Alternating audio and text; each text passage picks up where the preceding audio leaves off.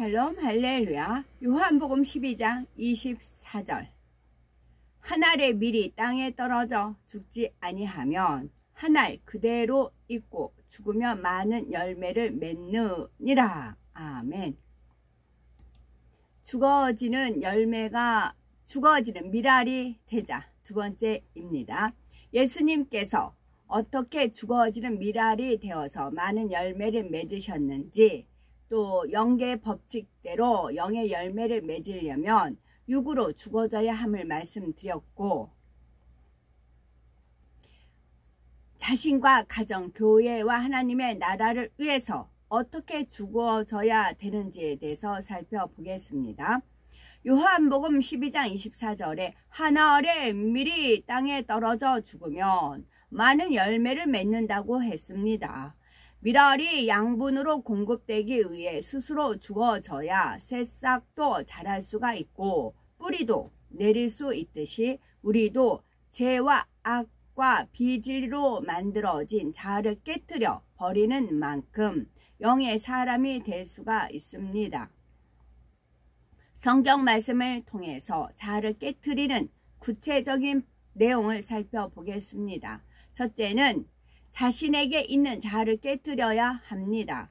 고린도전서 15장 42에서 44절에 죽은 자의 부활도 이와 같으니 썩을 것으로 심고 썩지 아니할 것으로 다시 살며 욕된 것으로 심고 영광스러운 것으로 다시 살며 약한 것으로 심고 강한 것으로 다시 살며 육의 몸으로 심고 신령한 몸으로 다시 사나니 육의 몸이 있은즉 또 신령한 몸이 있느니라 했습니다. 여기서 죽은 자의 부활이란 무엇을 뜻할까요? 주님을 영접하고 성령을 받은 사람은 아담의 원죄로 인해 죽었던 영이 살아나게 됩니다.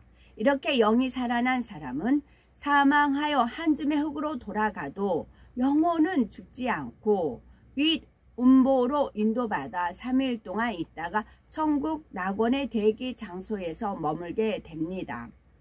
그리고 주님이 재림하실 때 썩은 몸이 신령한 몸으로 부활하여 공중에서 주님과 함께 내려온 자신의 영혼을 만나 온전한 부활체를 이루게 됩니다. 몸이 죽어 썩어지는 것 같으나 다시 신령한 몸으로 회복하여 부활이 이루어지듯이 우리의 썩을 것을 심을 때 썩지 아니할 것으로 다시 살게 된다는 사실을 말씀하지요. 그러면 하나님 앞에 어떻게 썩을 것으로 심는 자가 되어야 할까요? 먼저는 육신의 생각을 심고 영의 생각으로 거두어야 합니다. 로마서 8장 6절에서 7절. 육신의 생각은 사망이요 영의 생각은 생명과 평화이니라. 육신의 생각은 하나님과 원수가 되나니 이는 하나님의 법에 굴복지 아니할 뿐 아니라 할 수도 없습니다 하셨습니다.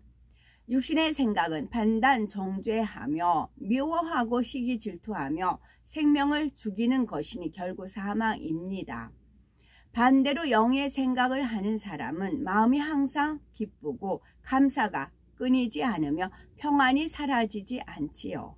하나님과 죄의 담이 없으니 항상 평안할 수가 있습니다. 그러나 육신의 생각이 있으면 어려움이 닥쳤을 때 믿음으로 행하지 못하고 현실을 바라보며 진리를 쫓지 못하는 경우도 많이 봅니다. 그러니 괴로우며 염려 근심으로 가득하지요. 영의 생각으로 성령의 인도를 받는다면 기도하며 하나님의 도움을 구하되 염려하지 않고 기쁨과 감사로 충성하며 하나님을 기쁘시게 할 것입니다. 또한 육신의 생각을 쫓는 사람은 사단의 역사를 받아 자기 생각에 맞추어 판단 정죄하며 악을 행합니다. 그러니 은혜가 떨어지고 기도의 충만함도 없습니다. 그러면 썩어질 육신의 생각을 심어 진리인 영의 생각을 거두려면 어떻게 해야 할까요? 사도 바울이 나는 날마다 죽노라 고백한 대로 내 안에 있는 육신의 생각을 매일 깨뜨려 버려 나갈 때 비진리의 감정이 벗어지고 선하고 의로운 영의 생각만 남게 됩니다. 우리가 매일 자신의 생각과 우리가 매일 자신의 행동과 우리가 매일 자신의 감정을 진리에 기준하여 점검하며 불같이 기도하여 마음의 악을 버려 나갈 때 육신의 생각이 영의 생각으로 바뀝니다. 전에는 미워했는데 이해하려고 노력하며 기도하고 상대의 입장에서 생각하니 이해가 되고 불편했던 감정이 사라짐을 느낍니다. 이렇게 육신의 생각을 영의 생각으로 바꾸어 가는 것이 썩을 것으로 심고 썩지 않을 신령한 것으로 거두는 것입니다.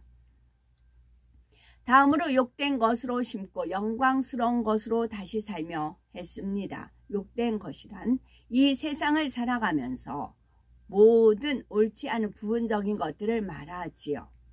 예를 들어 이 생에 자랑이 있으면 누가 나보다 좋은 옷을 입고 누가 나보다 좋은 차를 타면 부럽고 그로 인해서 자신의 삶을 원망하고 힘들어하니 기쁨이 사라집니다. 하지만 욕된 것을 심어 영광스러운 것을 얻고자 하는 사람은 다른 사람을 부러워하며 비교하여서 힘들어하는 자신의 모습을 회개하고 감사의 조건을 찾아 자족함으로 천국 소망과 기쁨이 임합니다. 또한 약한 것으로 심고 강한 것으로 다시 살며 말씀하셨습니다.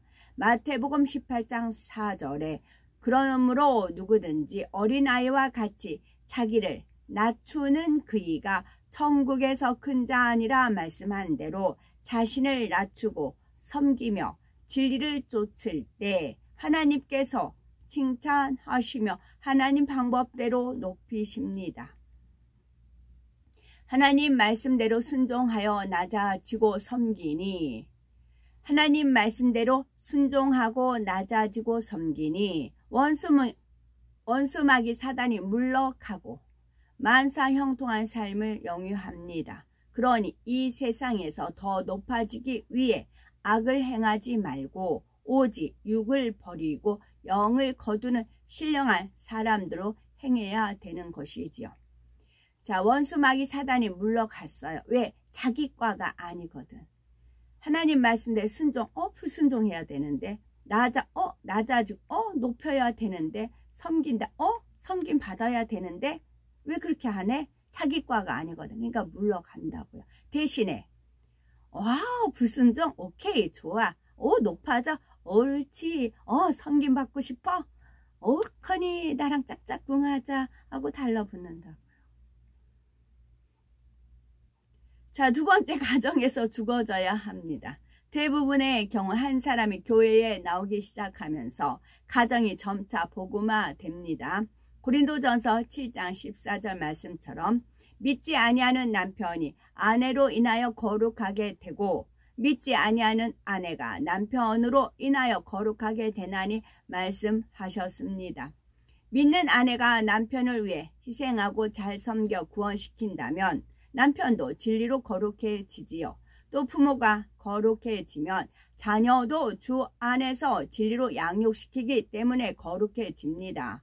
그런데 이 말씀이 이루어지느냐 아니냐는 먼저 주님을 영접한 사람이 가정에서 죽어지느냐에 따라서 결정이 됩니다.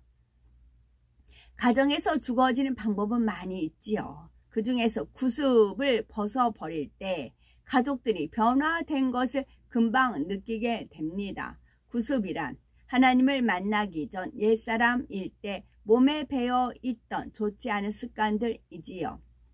예를 들어 혈기가 많아서 작은 일에도 화를 내고 큰 소리를 내는 것입니다.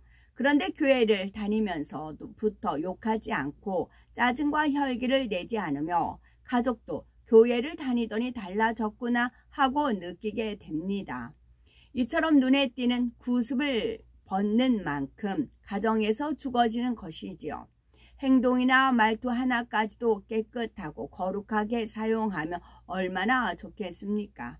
이미 가정 복음화가 된 가정이라도 구성원이 진리 안에서 얼마나 죽어지느냐에 따라서 가정의 행복 지수가 결정됩니다. 가족이 상대의 티를 보고 나무라는 것이 아니라 서로 내 탓으로 여기며 섬기기를 즐겨 한다면 얼마나 화목한 가정이 되겠습니까? 셋째, 교회 안에서 죽어져야 합니다. 교회 안에서 죽어지는 것은 많은 분야가 있는데 성도들의 허물을 보았을 때 어떻게 대했는지 점검해 보시기 바랍니다. 진리인 하나님의 말씀은 서로 사랑하며 용서하고 남의 허물을 덮어주라 하신 것이지요. 그런데 자기가 살아있는 사람은 상대의 허물을 볼 때 용납하지 못합니다. 자기 의로움으로 지적하거나 상대의 허물을 전하기도 하지요. 그러나 주님은 우리의 엄청난 허물도 다 용서해 주셨습니다. 우리가 죄 지은 자를 용서해 주셨을 때 하나님 앞에 자신의 잘못에 용서를 비는 회개 기도를 할 수가 있는 것이지요. 교회 안에서 얼마나 죽어지는 미랄이 되었는지 알 수 있는 척도 중에 하나가 화평입니다. 내가 살아있어서 자기 의를 주장하고 자기 틀을 고집하는 사람은 화평을 이루기가 어렵지요. 머리급에 있는 분들은 나는 모든 사람과 화평함을 이루는지 항상 살펴야 합니다. 혹 화평을 이루지 못하는 이유를 상대가 순종하지 않아서 그렇다고 생각하지는 않는지요. 명령하고 자기 생각만 옳다 주장하여 화평을 이루지 못하는 나의 틀을 찾아서 깨트려야 합니다. 그리고 낮아지고 섬기며 사랑과 덕으로 대한다며 누구와 화평하지 못하며 누가 순종하지 않겠습니까? 모두와 하나가 될 수가 있지요. 또 교회 안에서는 질서를 따라 순종과 섬김으로 화평해야 합니다. 예를 들어 이사를 해서 교구가 바뀌었습니다. 그런데 전에 섬기던 교구장님이 좋으니 계속 그분에게 신방받으려고 합니다. 이 또한 교회의 법과 교회의 질서를 쫓지 않는 것입니다. 자신의 유익을 구하는 것이 아니라 전체를 생각하며 질서를 쫓고 순종할 때 죽어지는 미랄이 되는 것입니다.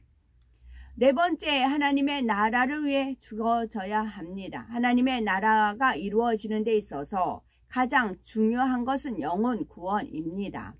내가 죽어지지 않으면 한 사람도 전도할 수가 없습니다. 전도할 때 얼마나 많은 희생이 필요한지요. 물질로든 시간으로도 희생하고 또 감정적으로도 상대에게 맞춰 주어야 합니다. 그러한 죽어짐으로 인해서 전도의 열매, 영혼 구원의 열매가 맺히는 것입니다. 전도할 때뿐만 아니라 전도된 영혼을 알곡으로 일꾼으로 만들기 위해서도 많은 희생이 필요하고 시간과 물질이 필요합니다. 이런 것들이 바로 하나님 나라를 위해 죽어지는 것이지요. 그렇게 심으면 하나님은 거두게 하십니다. 전도하고 신방하고 충성하는데 물질로 심으면 하나님께서 가난하게 하실까요? 하나님께 심고 전도하며 신방하고 가난한 이들을 구제하면 하나님은 더 크게 축복해 주십니다. 하나님 나라를 위해 영혼 구원을 위해 낮아지고 섬기며 희생하는 것이 죽어지는 것이고 그렇게 죽어질 때 하나님은 풍성한 열매로 갚아 주십니다. 이 땅에 물질로 심었으면 물질의 축복으로 갚아 주시고 몸으로 충성하였으면 건강으로 갚아 주시며 모든 것을 하늘의 상급으로 영광으로 바꾸어 주십니다. 마음 중심으로 행하는 것을 하늘의 상급, 이 땅의 축복으로 바꾸어 주신다는 것을 믿음으로 하나님 나라를 위해 죽어지는 것을 기뻐해야 되겠지요. 이 땅에 오셔서 하늘의 미랄처럼 온전히 죽으시고 무수한 열매를 맺으신 예수님께서는 자기 목숨을 얻는 자는 잃을 것이요 나를 위하여 자기 목숨을 잃는 자는 얻으리라 말씀하셨지요. 우리 믿음으로 소망 가운데 죽어진다면 하나님께서는 반드시 놀라운 열매를 맺게 해 주십니다. 가정, 교회, 학교, 직장 등 있는 곳에서 온전히 죽어지심으로 삶 속에서 30배, 60배, 100배의 놀라운 열매를 맺어 나가는 복된 우리가 되셔야 되겠죠. 아멘.